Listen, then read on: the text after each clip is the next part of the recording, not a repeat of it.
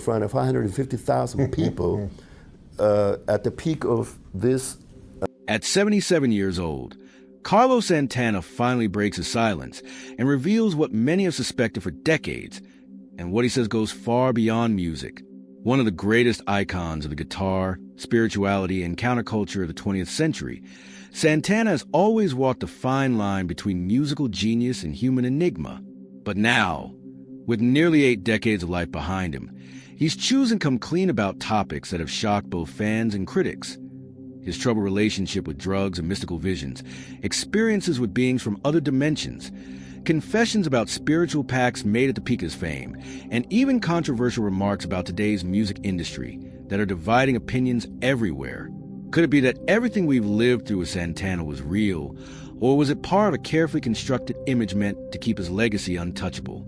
Get ready, because this video goes way beyond what you might expect. And the final revelation, right at the end, may completely change the way you see this music legend. But before we dive in, go ahead and hit that like button and subscribe to the channel. It's more important than it might seem. YouTube only understands that this kind of content deserves to reach more people if you engage. Subscribing is free, quick, and helps us keep bringing stories that few have the courage to tell. And if you want to support us even more, click on Super Thanks and contribute financially with whatever you can. It's a direct way to keep this kind of investigative and controversial content alive. But if you can't right now, no problem.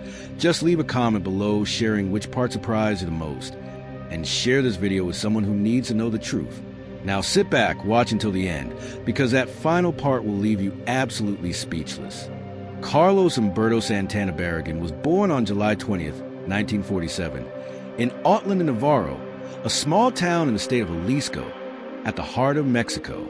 From the earliest years of his life, the environment around him already pulsed with music, spirituality, and challenges.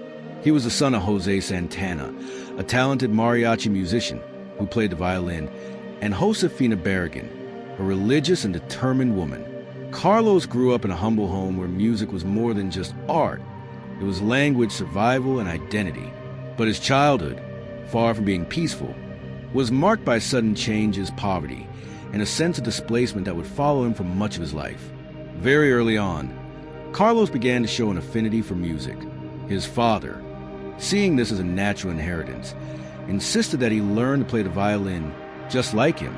Carlos tried, but that was not what made his heart sing. The true connection came when, at 8 years old, he came into contact with the guitar. It was a perfect instrument, expressive, emotional, electric, with the guitar in his hands. Young Carlos discovered not only a channel for his artistic sensitivity, but also a way to release intense emotions that, until then, had no outlet. Shortly after, the family moved to Tijuana, a city on the border with the United States. There he was exposed to a new and chaotic universe. The vibrancy of nightclubs, street culture, the brutal contrast between traditional Mexican life and the American dream that lay just beyond the border. Tijuana, with all its mix of decay and energy, would become Carlos's informal school. Still a teenager, he began playing in local bands in unconventional settings like strip clubs and underground bars, places where he learned hands-on to survive as a musician and as a man. It was also during this phase that he started confronting the contradictions of the adult world. The allure of drugs, the temptation of easy money, the loneliness of the stage artist. Even with all these difficulties, Santana never lost focus. By age 13, he was already an impressive self-taught guitarist with a visceral grip and a style that was starting to stand out. At 15, his family migrated permanently to the United States, settling in San Francisco, California. For a young Mexican with limited English and little cultural integration, the change was brutal. Carlos faced racial prejudice, isolation, and the constant feeling of being an outsider. He worked washing dishes in restaurants while dedicating his nights to music with an almost religious intensity. San Francisco in the 1960s was a cultural melting pot on the verge of explosion. The hippie movement was taking shape, mixing music, psychedelia, Eastern spirituality, hallucinogenic drugs, and rebellion against the system. Carlos, with his restless soul and open mind, was absorbed by this environment as if he had finally found his place. Around the age of 18, Carlos started frequenting clubs where American blues mixed with jazz and rock in experimental fusions. At this time, he became enchanted with names like B.B. King, John Lee Hooker, and Miles Davis. Blues gave him an emotional identity. Jazz represented freedom. Rock was power. But he knew something was missing. That something was Aladdin blood running through his veins, the Afro and Caribbean rhythms he had heard since childhood, the congas and timbales echoing at Mexican neighborhood parties. This fusion was what he began to build quietly, a sonic revolution that would later be born with the formation of the Santana Blues Band. The 1960s would still bring decisive moments. In 1966, Carlos Santana played with an improvised band during a benefit concert organized by music promoter Bill Graham. The performance was an unexpected success. Graham, recognizing Santana's talent immediately, became one of the main supporters of his career. The right opportunity came in 1969, when Carlos was invited to perform at Woodstock. Even without a recorded album, the legendary performance in front of over 400,000 people not only introduced Santana to the world, but also secured his name among the greats of music. But before all that, Carlos was essentially a rebellious spirit, a young man carrying the weight of immigration, poverty, and a fragmented identity between cultures. A teenager who found in music not just a calling, but a personal redemption. He was not just another Latino guitarist trying to make it in the United States. He was someone who from early on understood that his journey would not be ordinary, because his soul was not ordinary, and it was this restless soul, thirsty for expression and meaning, that shaped every step of his youth until the moment the world finally heard him for the first time. In the late 1960s, Carlos Santana stood on the cusp of transforming from just another young Mexican immigrant struggling to survive in the United States into a living legend of music, a potent mix of raw talent, unique cultural influences, and impeccable timing created the perfect storm for his meteoric rise.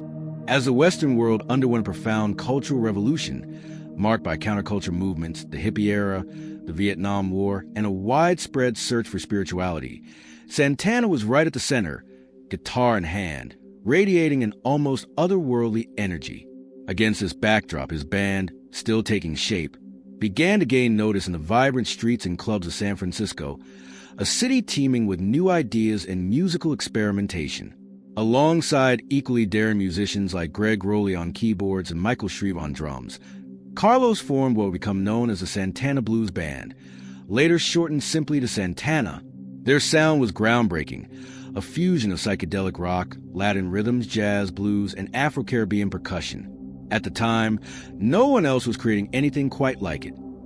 This bold innovation quickly caught the attention of the influential music producer and entrepreneur Bill Graham.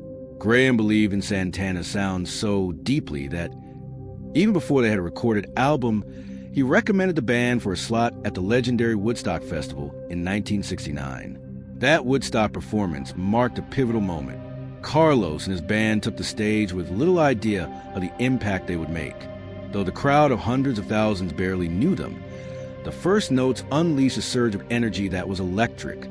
One of the most unforgettable pieces from that set was Soul Sacrifice, featuring Santana's visceral guitar solos and Michael Shreve's hypnotic drumming. Shreve, at just 20 years old, became the youngest drummer ever to perform at Woodstock. A striking detail uncovered years later revealed that Carlos was fully under the influence of LSD during that show.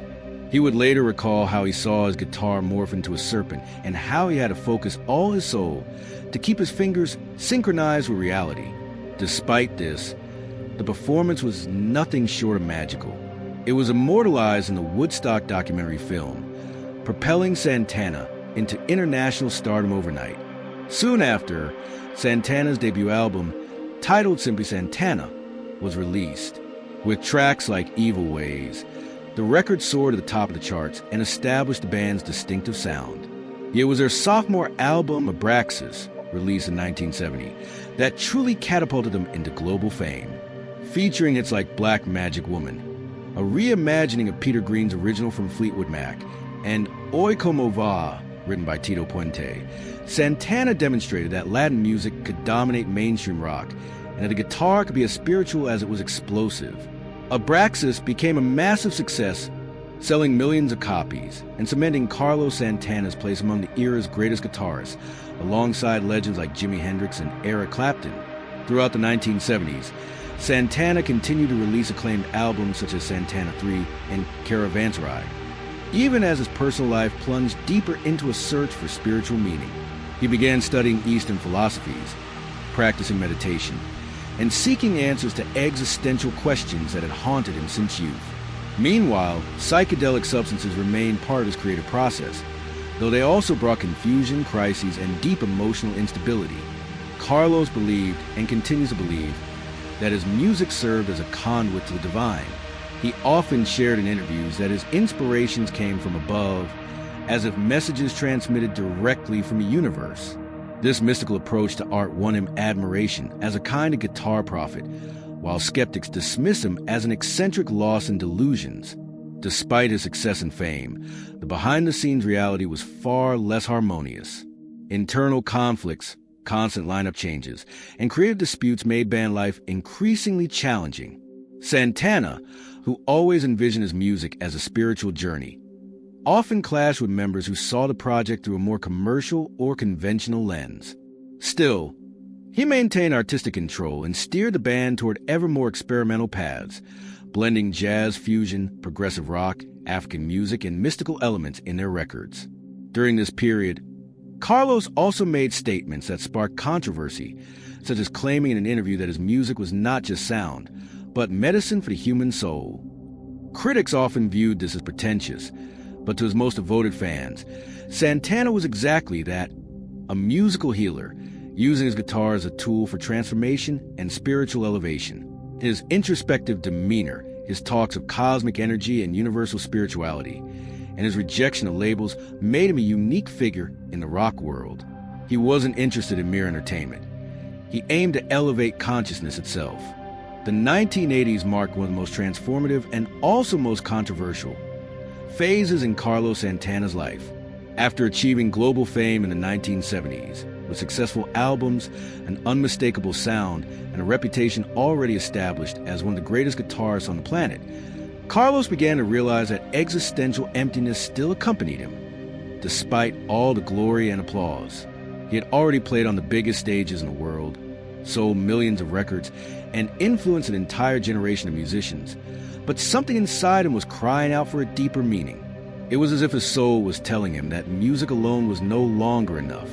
And it was precisely this inner calling that would lead him to an intense spiritual quest, one that would define the decade for him both personally and artistically.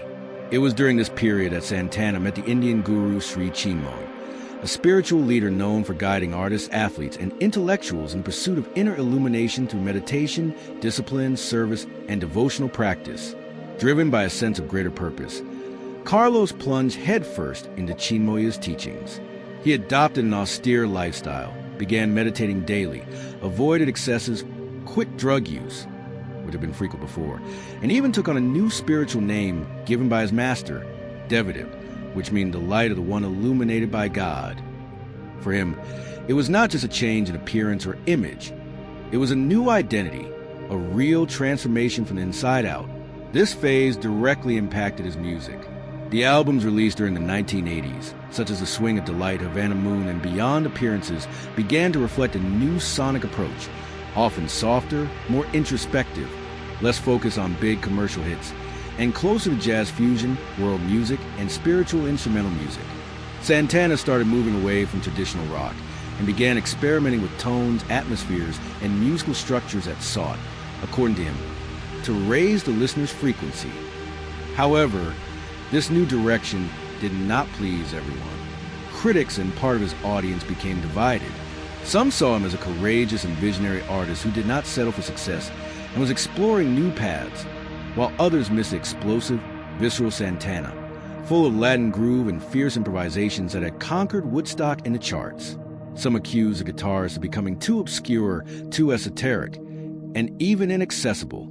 In interviews, Carlos responded calmly, saying he was not here to entertain but to transmit light, and that he could no longer deny the spiritual calling he received daily.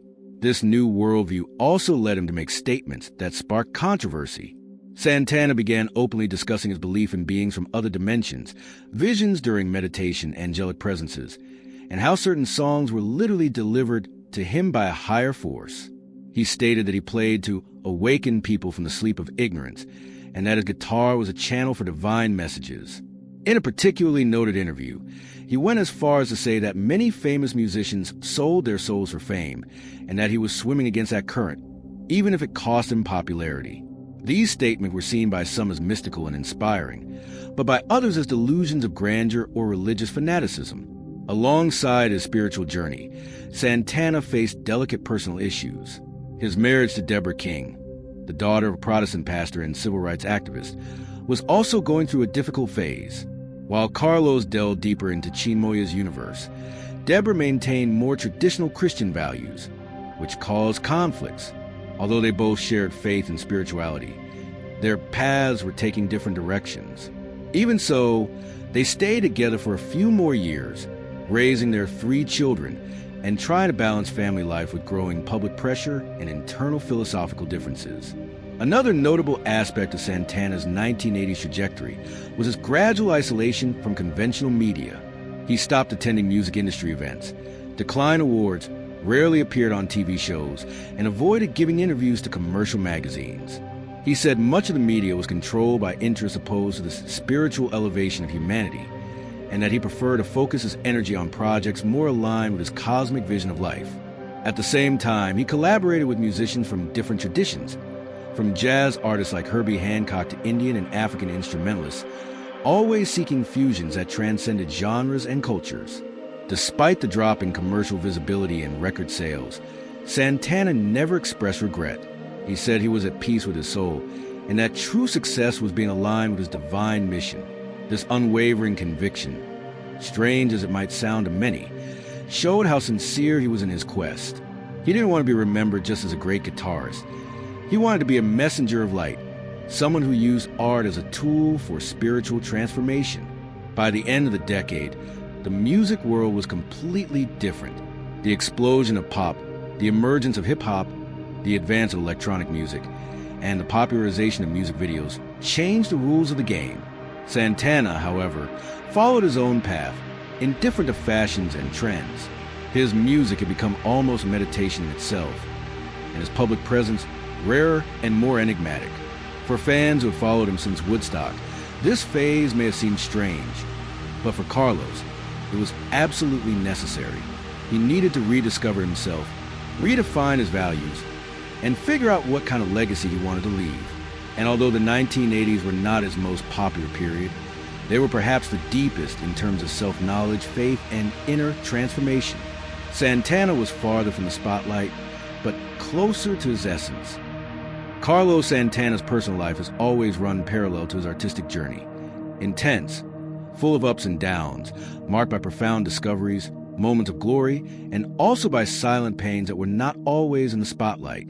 Behind the image of the spiritualized guitarist, the visionary musician who spoke about cosmic energy and higher dimensions, there was also an ordinary man, vulnerable, subject to the same fragilities as any human being. And perhaps in no other aspect was his vulnerability as evident as in his love life, more precisely in his marriage to Deborah King, and the separation that would shake not only his emotional world, but also his identity as a husband, father, and spiritual man. Carlos met Deborah in the early 1970s, when his career was already on the rise. Deborah King was not only a charismatic and strong woman, she also carried a powerful legacy. She was the daughter of Reverend Martin Luther King Sr., father of the legendary civil rights activist Martin Luther King Jr. Upon getting close to Deborah, Santana found himself touched not only by her beauty and intelligence, but also by a family environment deeply involved in social justice, Christian faith, and rooted spirituality. The connection was quick, intense, and soon turned into a solid commitment. They married in 1973 and together had 3 children, Salvador, Stella, and Angelica. For many years, they formed what seemed to be a stable and balanced union, marked by spirituality, mutual respect, and a joint effort to raise a family based on deep values. For decades, Carlos and Deborah were seen as an exemplary couple. He, with his inner quest in cosmic discourse, she, with her elegance, firmness, and strong involvement in social causes. She was not a behind-the-scenes wife. She was also a businesswoman managing many aspects of Santana's career and public image. Behind many of his major career projects was Deborah's strategic mind. But over time, cracks began to appear in the relationship. Life on tour, the wear and tear of routine, Carlos's prolonged absences, the spiritual projects that consumed his energy, and above all, the impact of personal choices that ended up undermining trust within the marriage, gradually opened space for a distancing that would eventually become irreversible. In 2007, after 34 years of marriage, they separated. The announcement took many by surprise. Deborah filed for divorce, citing irreconcilable differences. Until then, the couple had maintained the image of a solid relationship, but it was after separation that the real pains behind the marriage's end came to light. In later interviews, Santana admitted to having committed recurring infidelities and confessed that he had failed as a husband on various levels. It was a moment of great vulnerability, in which he showed himself more human than ever. He declared that he felt deep shame for betraying his wife's trust and for putting at risk everything they had built together. He said the weight of guilt plunged him into a new spiritual crisis, questioning whether he was truly living what he preached in his music and speeches. For a man who spent much of his life speaking about universal love, respect, inner light, and elevated consciousness, the pain of hurting someone who had always been by his side was devastating. Santana entered an even deeper period of introspection. Many noticed at the time a change in his gaze and his tone of voice, even in his music, which became softer, melancholic, and reflective. He stopped giving interviews for a while, withdrew from tours, and invested more in meditation, spiritual retreats, and reading sacred texts. According to close sources, he even considered abandoning his career completely and living more reclusively. The separation from Deborah was more than the end of a relationship. It was the end of a cycle in which Santana believed he was in control of everything. It was like a broken mirror, clearly showing the flaws he had been trying to ignore. Still, as is typical in his journey, Carlos used this pain as fuel to grow. Instead of surrendering to remorse, he transformed his suffering into learning. He began speaking publicly about emotional responsibility, about how men are often not taught to deal with emotional intimacy and end up hurting those they love most out of lack of spiritual maturity. This phase became a new chapter in his journey of self-knowledge. A few years later, in 2010, Carlos found a new love. He married Cindy Blackman, a talented and renowned drummer known for her work alongside Lenny Kravitz. Cindy was not just a romantic partner. She was also a complete artist with a spirituality aligned with Santana's. The marriage was seen as a kind of emotional rebirth for him. Carlos seemed more serene, more centered, and also more willing to live a relationship based on balance, artistic partnership, and mutual devotion. When speaking of Cindy, he often used terms like soulmate, energetic mirror, and extension of my vibration. After a decade of spiritual experiments, internal crises, and some distancing from the general public, many believe that Carlos Santana had been left behind, like a legend from the 1970s who had lost his connection with the market and the new generation. The 1980s, despite being fundamental for his personal and mystical evolution, were marked by declining sales, little commercial visibility, and increasingly impatient criticism of his introspective and less radio-friendly music. But what no one expected was that, precisely in the 1990s, an era dominated by grunge, hip-hop, and the explosion of pop, Santana would come back with such a force that it would surpass even the peak of his fame in the 1970s. It was a true rebirth, mixing artistic maturity, creative boldness, and, as he himself would later say, a divine intervention. This new chapter began to take shape in the mid-decade, when Carlos realized he needed to reconnect with the present without betraying his essence. It was not an easy task. He wanted to maintain his spiritual mission and his unique sound, but he knew that to reach a new audience, he had to engage with contemporary sounds. The perfect opportunity came when producer Clive Davis, the same one who believed in Santana decades before, returned to his life with an ambitious proposal to record an album of collaborations with new generation artists, blending Santana's unmistakable guitar touch with modern voices and styles. Carlos hesitated at first, fearing it might be just a commercial move, but soon realized this was a real chance to expand his message beyond his spiritual bubble. The result was Supernatural, released in 1999. The album was not just a success, it exploded worldwide, featuring collaborations with names like Rob Thomas, Matchbox 20, Lauryn Hill, Everlast, Dave Matthews, Eric Clapton, among others. The record brought a series of hits that dominated radios, charts, and awards. The track Smooth with Rob Thomas became a global phenomenon, playing on absolutely every station and party of the time. Santana had achieved the unthinkable. A man in his 50s, coming from a faded phase, managed not only to reinvent himself, but also to become more relevant than ever. Supernatural sold more than 30 million copies worldwide and earned 9 Grammy Awards in a single night, an unprecedented feat until then. More than numbers, the album was an emotional turning point for Santana. He felt he had been rewarded for his persistence, his faith, and for never betraying his principles, even when everything seemed to be against him. In interviews, he said that Supernatural was not just an album, but a divine manifestation, something he received in prayer during his meditations. He credited the success not to marketing strategies, but to the energy with which the music was created, according to him, with heart, purity, and the intention to heal and inspire. But, like almost everything in his journey, the rebirth also brought controversies. Santana began giving interviews in which he openly spoke about his connection with a being of light called Metatron, a spiritual entity who, according to him, guided and directed his creative decisions. He said Metatron had delivered specific messages on how to use music to awaken consciousness, and that his mission now was to help humanity find the right vibration. These statements caused unease, especially in an era dominated by entertainment logic and business rationality.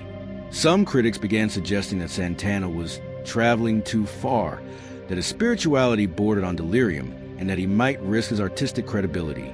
Additionally, Carlos began making sharp criticisms of the music industry. In an interview, he stated that many record labels were spiritually bankrupt, and that most commercial music was being used to numb youth rather than elevate it.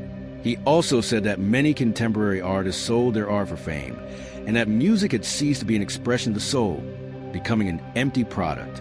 These comments did not go unnoticed. While some saw him as a wise man who did not bow to passing fashions, others called him arrogant or disconnected from reality.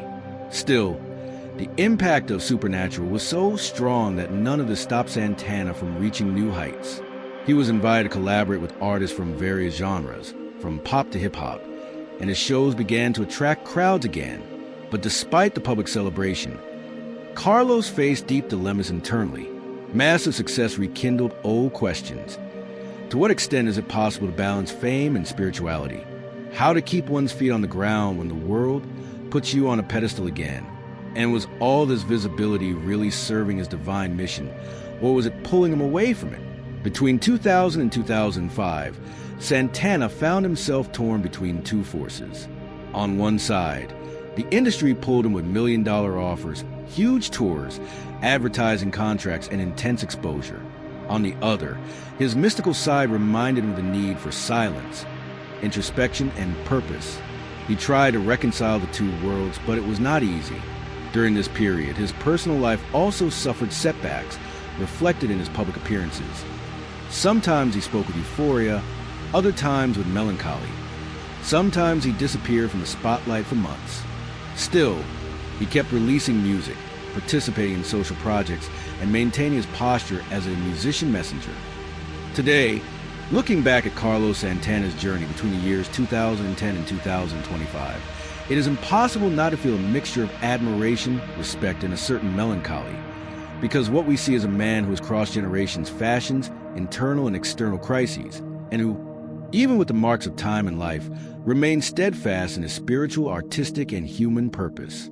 Already over 70 years old, Santana enters this phase of life with the wisdom of a master, the serenity of a monk, and, surprisingly, the energy of a young rebel, still questioning, still critical, still searching for something greater than himself. During the decade of 2010, Carlos maintained a constant presence on stage, even as his age advanced. He toured, recorded albums, collaborated with artists from different generations and styles, always with the same intention that has accompanied him since the 60s, to use music as a form of healing. He was never content with merely entertaining. He wanted to provoke reflection, awaken emotions, and elevate people's spirits. Alongside his wife and musical partner Cindy Blackman, a powerful drummer with an equally spiritual mind, Santana found a new balance between personal and professional life. They began performing together in many shows, creating a fusion not only of sounds but also of purposes. Cindy, with her strength, brought Carlos not only love but also emotional, intellectual, and creative support. Behind the scenes, however, not everything was easy. Throughout the years of 2010, Carlos faced recurring health problems. He underwent heart surgeries, experienced episodes of physical exhaustion, muscle pain, and anxiety crises. On several occasions, he had to cancel or postpone shows on medical advice. In 2021, he even fainted on stage during a concert in the United States, which frightened fans and the press. Later, he explained that the collapse was due to dehydration and excessive heat, but also admitted that his body no longer responded with the same vitality as before. It was a clear warning, even to himself, that time had taken its toll, and that perhaps it was time to slow down. These episodes led him to deeply reflect on the legacy he would like to leave. In more recent interviews, Santana has spoken extensively about death, forgiveness, aging, and purpose. He once said that he no longer fears the end of life because he feels he has already fulfilled his mission to spread love through music. But at the same time, he stated that he still feels he has something to offer, something to complete. As long as I can hold my guitar, I will continue sending light to the world, he said emotionally in one of his latest interviews for a documentary. His spirituality, far from diminishing, seems to have become even deeper. Santana continues to follow daily practices of meditation, prayers, readings of sacred texts, and contact with spiritual guides. He still talks about Metatron, still believes in the existence of higher planes, and that we are all in the process of awakening. However, today his speech has a softer, more contemplative, less confrontational tone than in the 2000s. He knows the world has changed, and so has he. He speaks affectionately about his grandchildren, about the importance of being present in family life, and about how the years have taught him to listen more and judge less. Despite the ups and downs, Carlos continued producing. In 2021, he released the album Blessings and Miracles, a mix of spiritual and commercial collaborations, blending his traditional sound with more modern beats. The project featured artists like Chris Stapleton, Diane Warren, Steve Winwood, and even the return of Rob Thomas, in a new attempt to repeat the magic formula of smooth. The album was well received, especially by longtime fans, and showed that Santana still had fire to burn, not only as a musician, but as a curator of artistic encounters. And there you have it. At 77 years old, Carlos Santana has finally opened up and revealed what many of us suspected all along. His journey, his struggles, and his spiritual insights remind us that even legends continue to evolve and inspire. If you enjoyed this video, please make sure to hit that like button and subscribe to the channel for more amazing stories like this. We'd also love to hear your thoughts. Drop a comment below and let us know what you found most surprising or inspiring about Santana's story. Before you go, don't forget to check out the video that's popping up on your screen right now. Trust me, it's even more fascinating and heartfelt than this one. You won't want to miss it. Thanks so much for watching, and we'll see you in the next video.